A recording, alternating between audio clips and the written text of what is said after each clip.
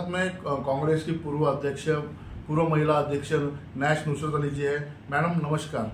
नमस्कार। हमारे चैनल में आपका स्वागत है। Thank you sir, thank you so much. हम आपसे यही जानना चाहेंगे, आने वाले विधानसभा में आपका नाम काफ़ी चर्चा में आ रहा है, किस तरह से इस विधानसभा चुनाव को आप देखते हैं? देखिए, चर्चा में तो मैंने भी सुना है, न्यूज़पेपर पढ़ रही हूँ। अगर पार्टी मुझे कोई जिम्मेदारी देती है या पार्टी अगर मुझे ये मौका देती है तो मैं डेफिनेटली आगे बढ़ना चाहूँगी। लेकिन चर्चा मतलब अब चलती है चर्चा, अभी विधानसभा आ रही है तो बहुत सारी चर्चाएं होंगी, तो चर्चा में नाम चल रहा है। अगर पार्टी एक अच्छे से बात करें या मौका दे एक युवा को, तो मैं डेफिनेटली आगे बढ़ना चाहूँगी। कांग्रेस पार्टी में ऐसा उम्मीदवार नहीं है जो अभी फिलहाल में कि विधानसभा चुनाव में उन्हें मजबूत किया जाए। आपकी मजबूती को देखकर, आपके कार्य को देखकर ये पक्ष आपको इस बार पार्टी आपको आगे बढ़ा रही, क्या कहेंगे? देखिए, मैं हर दिन काम करती रहती हूँ। मैं किसी पद की मोहताज भी नहीं हूँ। पद आज है, कल नहीं है, परसों फिर है, लेकिन काम नहीं रुकता है, क्योंकि पार्टी है तो हम हैं। पार्टी की वजह से नैश नुसरत अली का अस्तित्व है यहाँ पे। रही बात पार्टी जिस तरीके से मतलब हमें टास्क देती है, कार्य देती है, हम लोग पूरी तरीके से वो करने की कोशिश कर रहे हैं। फिर से स्टार्ट कर दिया। नहीं, आप फिर से ले लीजिए, मुझे कोई प्रॉब्लम नहीं। ये वाला जो है ना, अच्छा, वो उस पे हाँ, बोलिए आप बोलिए। सवाल क्या है, फिर ले लीजिए आप। जैसे मैंने बोला, आपको आपके कार्य को देख के जो पक्ष ने आपको, जैसे अभी विधानसभा में आपके कार्य को देख के बहुत सारे ऐसे दिग्गज हैं जिनका भी नाम आ सकता था, लेकिन आज आपके कार्य को देख के आपका नाम आगे लाया जा रहा है, क्या कहेंगे? देखिए, महिला कांग्रेस का जो मैंने नेतृत्व किया, नागपुर महिला कांग्रेस के अध्यक्ष पद का, उसमें मैंने 2 साल 4 महीने के कार्यकाल में 106 प्रोग्राम लिए। उसमें से आप यकीन करें या ना करें, लेकिन मेरे पास डेट और डेटा पूरा है। 106 प्रोग्राम में से मेरे 94 जो है मेरे आंदोलन है, प्रोटेस्ट है।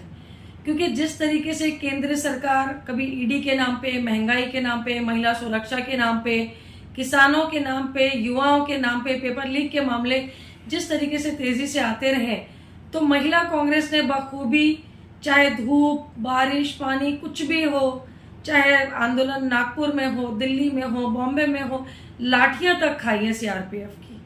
तो क्यों किया? क्योंकि पार्टी ने आज हमें वो जिम्मेदारी दी है, और इसीलिए दी है क्योंकि कहीं ना कहीं पार्टी ने हम पे भरोसा जताया है, और मैं पूरी निष्ठा और ईमानदारी के साथ अपना काम करती हूँ। पक्ष का जो भार है, इस बार आपके कंधों पे थोड़ा सा ज़्यादा भार दिया जा रहा है। आपके पक्ष के जो दिग्गज हैं, जो बाकी जो लोग हैं, जो नेता हैं, उनके लिए आपको क्या संदेश रहेगा? देखिए, पार्टी मुझे जो भी आदेश देती है, मैं उसको बहुत अच्छे से अपना 100% देने की कोशिश करती हूँ। और जिस तरीके से माहौल जो अभी है कि महिलाओं को आगे चांस मिलना चाहिए, जैसे बहुत सारी चीज़ें होती हैं, महिलाएं कई जगह पे बहुत ज़्यादा कोशिश करती है, लेकिन एक अच्छा प्लेटफॉर्म नहीं मिल पाता है। लेकिन मैं हमारे जो राष्ट्रीय अध्यक्ष आदरणीय मल्लिकार्जुन खड़गे जी, या मेरी महिला कांग्रेस के राष्ट्रीय अध्यक्ष अलका लांबा जी है, नानाभाऊ पटोले जी हैं, और संध्याताई सावलाखे जी जो महाराष्ट्र के अध्यक्ष हैं, उन्होंने युवाओं को तो मौका दिया। मैं नागपुर शहर की महिला कांग्रेस की पहली युवा अध्यक्ष हूँ, और माइनॉरिटी से 40 साल में पहली बार माइनॉरिटी से किसी को अध्यक्ष बनाया, तो वो सौभाग्य मुझे मिला। लेकिन कहीं ना कहीं इसके लिए मुझे बहुत जद्दोजहद करनी पड़ी, बहुत मेहनत करनी पड़ी, और मैं कभी भी अपने काम से पीछे नहीं हटूंगी। चाहे पार्टी जो भी जवाबदारी दे, मैं बखूबी निभाऊंगी उसको। आप एक महिला है, महिलाओं के लिए आप क्या करना चाहेंगे आगे चलकर, और क्या देखती है महिलाओं के लिए? क्योंकि महिला सशक्तिकरण, चाहे महिला सशक्तिकरण हो या फिर और कुछ अन्य उनके रोजगार के लिए कुछ रहे, क्या कहेंगे इस बारे में? देखिए, अगर मुझे पार्टी मौका देती है तो मैं आपके चैनल के माध्यम से क्लियर बता दूं कि मेरा सबसे पहला रुझान महिलाओं पे रहेगा, दूसरा बुजुर्गों पे, और तीसरा युवाओं पे। महिलाएं एक अपने अस्तित्व की लड़ाई अब तक लड़ रही है, घर से लेकर बाहर तक जहां पर वो काम करती है, हर जगह एक महिला का हर एक दिन नया संघर्ष होता है। कभी वो बेटी के रूप में संघर्ष कर रही है, कभी वो पत्नी के रूप में संघर्ष कर रही है, कभी किसी के यहाँ नौकरी कर रही है उसका संघर्ष कर रही है, अपने हक की लड़ाई और अपनी इज्जत की लड़ाई वो लड़ रही है। मेरा सिंपल बोलना है कि मैं बहुत सेक्युलर सोच की हूँ, मतलब मेरे लिए सर्वधर्म संभाव वाली जो सोच है मैं उसको लेकर के आगे चलती हूँ। और मेरे साथ सभी धर्मों की महिलाएं तो है, साथ में सभी मेरे पुरुष वर्ग जो मेरे भाई लोग हैं सभी का पूरा समर्थन है। पार्टी से उम्मीद करती हूँ कि अगर वो मुझ पे भरोसा जताते हैं मैं पार्टी की उम्मीद पे खरी उतरूंगी।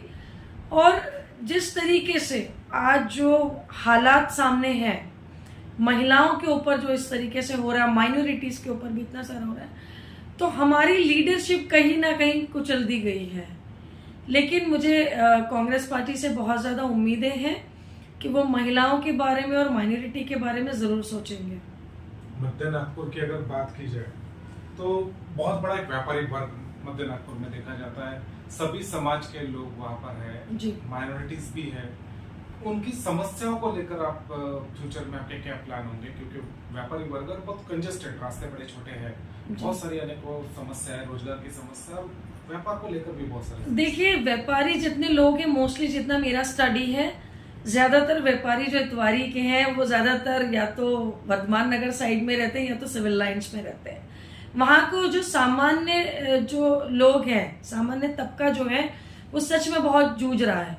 मैंने मध्य नागपुर की अगर बात की जाए तो बहुत बड़ा एक व्यापारिक वर्ग मध्य नागपुर में देखा जाता है, सभी समाज के लोग वहाँ पर है, माइनॉरिटीज भी है।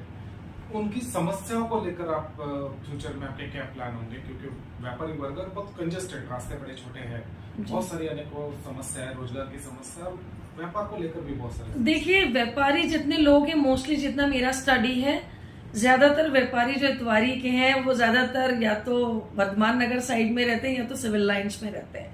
वहां को जो सामान्य जो लोग हैं, सामान्य तबका जो है वो सच में बहुत जूझ रहा है। मैंने इतवारी की कुछ गली देखी है, एक गैलरी से दूसरी गैलरी लगी हुई है और सामने में ओपन इलेक्ट्रिक का वायर चल रहा है जो कई जगह से कट किया हुआ है, बारिश का मौसम है। मतलब जिस तरीके से काम होना चाहिए था मध्य नागपुर में, मैं तांडा पेट जाती हूँ, बांग्लादेश जाती हूँ, मैं बचपन में जो देखती थी आज भी वही देख रही हूँ। आज से 15-20 साल पहले मैंने जो देखा था आज भी सेम परिस्थिति है। चाहे हलबा समाज का वो हॉल हो, चाहे मुस्लिम समाज का समाज भवन हो, कोई अंतर नहीं रहा। मतलब डेवलपमेंट के नाम पे मुझे तो फिलहाल नहीं लग रहा कि ये 15-20 सालों में कोई भी डेवलपमेंट हुआ हो। तो मैं ऐसा सोचती हूँ कि अगर मुझे मौका मिलता है तो मैं डेफिनेटली सबसे पहले मैं महिलाओं का एक शक्ति जो होती है उनको उनका हक दिलाने की कोशिश करूंगी रोजगार के रूप में।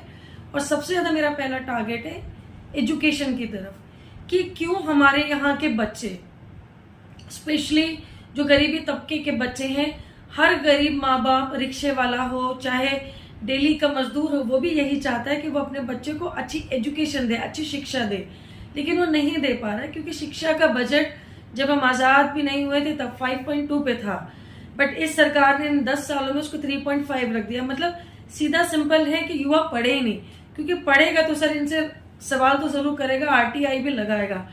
दूसरी चीज ऐसा है कि मेरा फोकस ये है कि अगर मुझे पार्टी अगर एक मौका देती है तो मैं यहाँ से UPSC पे ज्यादा फोकस करूंगी कि हमारे यहाँ के बच्चे UPSC, IAS, कलेक्टर ये सब क्यों नहीं बन सकते। मतलब ये इस तरफ मेरा रुझान बहुत ज्यादा रहेगा।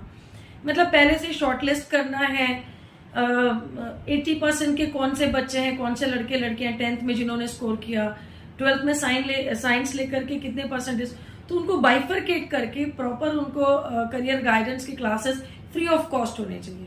इसमें कोई राजनीति नहीं, इसमें कोई बिजनेस नहीं होना चाहिए, ये फ्री ऑफ कॉस्ट होना चाहिए। क्योंकि कोई भी मतलब एक तरीके से सक्षम नहीं होता, हर किसी में कुछ ना कुछ कमियां होती है, शायद हमें भी होगी कुछ ना कुछ कमियां, लेकिन अगर हम लोग ठान ले कि हमें कुछ चीज को, सिस्टम को अगर हमें ठीक करना है तो कहीं ना कहीं इनिशिएट करना पड़ेगा ना सर, बिना इनिशिएट किए तो नहीं होगा। शिक्षा की जैसे मैडम आप बात करते हैं तो एक बहुत बेहतरीन चीज आपने यूपीएससी को लेकर जी। कहा कि हमें एक बाइफरकेट करना चाहिए ऐसे स्टूडेंट्स को जो काफी है। लेकिन अगर बात करें शिक्षा को ही व्यापार के नजरिए से आज देखा जाता है, और अगर हम 52 इंजीनियरिंग कॉलेज की बात करें नागपुर में, तो ज्यादा कांग्रेस की होती है। सर, मैं आपके इस बात से दो राय नहीं रखती हूँ, लेकिन मेरा ऐसा कहना है कि मेरा फिर भी पहला फोकस जो है वो शिक्षा पे ही रहेगा। मेरा तो ये कहना है कि शिक्षा को शिक्षा ही रहने दो, उसको व्यापार में तब्दील ना करो। अगर मैं पावर में आती हूँ तो मैं ऐसी चीज़ें नहीं होने दूंगी। एटलीस्ट जो मेरा जहाँ तक मेरा बस चलेगा, मैं शिक्षा को शिक्षा तक ही रहने दूंगी, उसको कमर्शलाइज नहीं होने दूंगी। क्योंकि जिस तरीके से हमें फ़ोन आते हैं मुझे बहुत सारे कि दीदी वहाँ एडमिशन नहीं हो रहा है, इतना डोनेशन मांग रहे, फिर मैं जाती हूँ, जो बेस्ट हो पाता है वो करनी, लेकिन फिर भी किसी जगह पर आकर के मेरे भी हाथ बन जाते हैं, क्योंकि I don't have any kind of power. तो बिल्कुल आपने बहुत अच्छा सवाल किया है, और मैं आपको बोलूँगी कि ये सवाल पे मैं ज़रूर गौर करूँगी और आने वाले समय पर अच्छे से करने की कोशिश करूँगी। मैम, एक सवाल ये है, क्या मुस्लिम समाज के कैंडिडेट इस विधानसभा में खड़े होना चाहिए? कि उनको लगता है कि मुस्लिम समाज के कोई भी कैंडिडेट को एक टिकट मिल सकती है? देखिए, जिस तरीके से 2024 का अगर आप नागपुर की बात कर रहे हैं, 2024 में लोकसभा चुनाव में कांग्रेस पार्टी को आदरणीय विकास भाऊ ठाकरे जी को 5,17,000 वोट मिले हैं। उसमें कहीं ना कहीं 1/3 क्वार्टर टू 2 लाख वोट्स जो हैं वो मुस्लिम समाज ने दिए हैं। अभी हमारे पास विदर्भ में एक ही एमएलसी थी, वो भी चली गई। तो हमारी लीडरशिप क्या, मतलब हाउस में कोई तो ऐसा होना चाहिए जो हमारे समाज के भी मुद्दों को रख सके। और मुस्लिम समाज देखिए शुरू से कांग्रेस को मतलब हमेशा से वो अपना मत देता आया है। बाकी आला हाईकमान जो भी डिसाइड करेंगे वो फैसला हमारे सर आंखों पर होगा। लेकिन जहाँ तक बात रखने की है तो यही बात मैं कहना चाहती हूँ कि एक महिला को तो टिकट मिलनी चाहिए नागपुर से। अगर शायद मुझसे बेहतर कोई है तो मुझे नहीं पता, लेकिन एक महिला को टिकट मिलनी चाहिए और माइनॉरिटी से एटलीस्ट एक टिकट मिलनी ही चाहिए। और मैं मुस्लिम महिला का आपको एक बात बताऊंगी कि सिंस 1952 से लेके अभी तक पूरे विदर्भ में कोई भी मुस्लिम महिला कभी भी आमदार नहीं बनी है। ठीक है।